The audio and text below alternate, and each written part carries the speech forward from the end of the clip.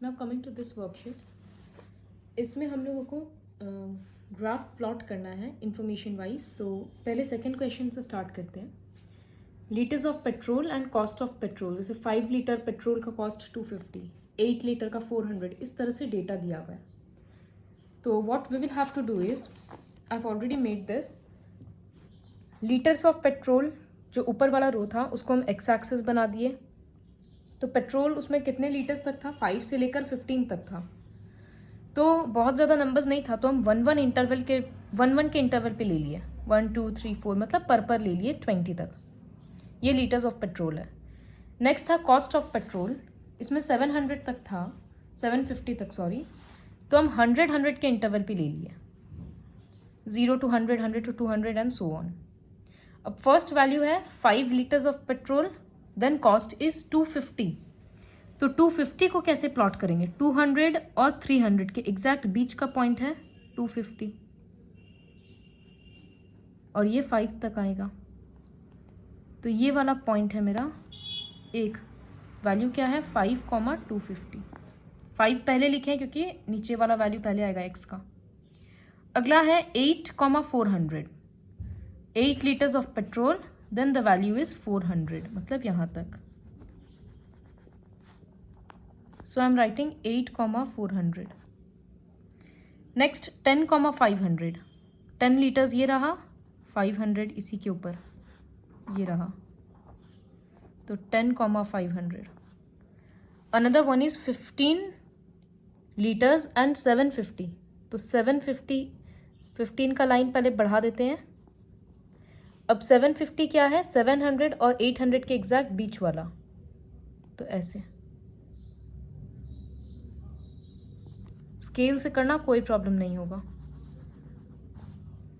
ये वाला पॉइंट है 15,750।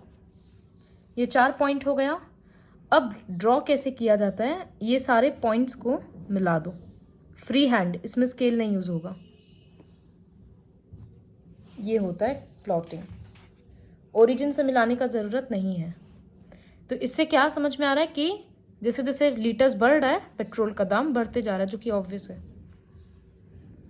फिर थर्ड क्वेश्चन है, टेम्परेचर, एक पेशेंट को एडमिट किया गया था तो उसका टेम्परेचर मेजर किया गया है।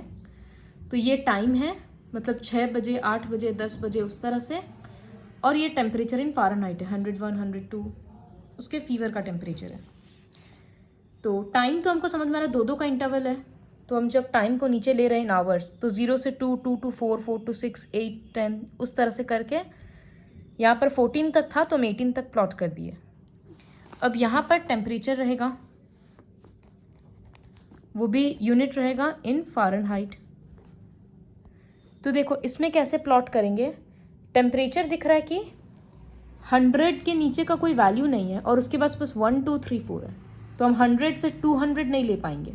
यहाँ तो 50 का वैल्यूज था तो एग्जैक्ट मिडिल का ले लिए। तो हम लोग क्या करेंगे, एक किंक यूज करेंगे, ऐसे होता है किंक। फिर हम इसको देते रहे कि ये 100 है, इसका मतलब हम 0 से 100 पे जंप किए। अब हम एक एक को, जैसे इसको 101 लेंगे, इसको 102 लेंगे, 103 एंड सो ऑन।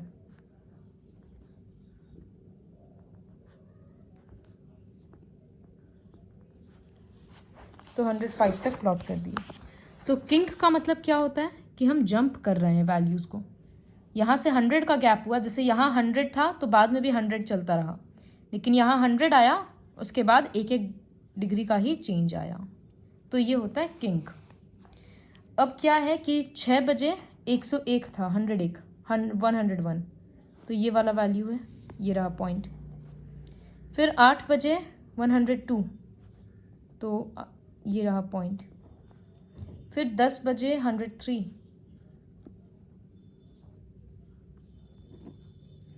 12 बजे 104,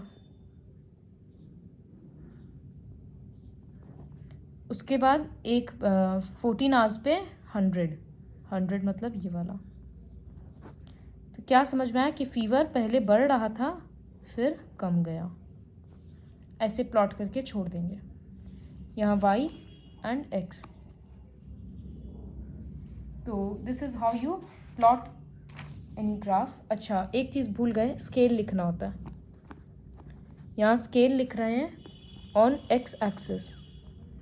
एक्स एक्सिस में 1 यूनिट का मतलब क्या था? 2 घंटा. तो 1 यूनिट इक्वल्स टू 2 आवर्स. और यहाँ पर क्या था? 1 यूनिट का मतलब ऑन वाई एक्सिस का स्केल क्या था? 1 unit equals to 1 degree Fahrenheit.